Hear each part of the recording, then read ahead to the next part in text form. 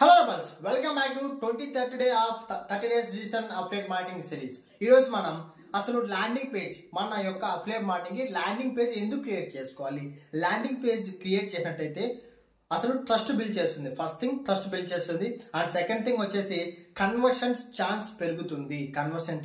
ఎందుకంటే కన్నా ఆ ల్యాండింగ్ పేజ్ లో మన ప్రోడక్ట్ యొక్క డీటెయిల్స్ అన్ని దాంట్లో ల్యాండింగ్ పేజ్ లో ఇస్తాం.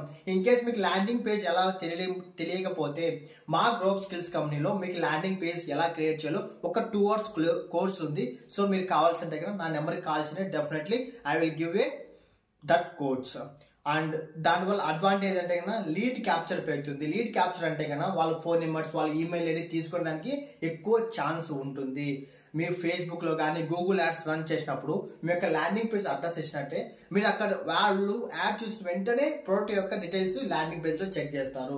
సో ల్యాండింగ్ పేజ్ ఏంటంటే ఒక ఫన్నెల్ అనమాట, మన అఫిలియేట్ మార్కెటింగ్ సేల్స్ చేయడానికి ఒక ఫన్నెల్ లాంటిది.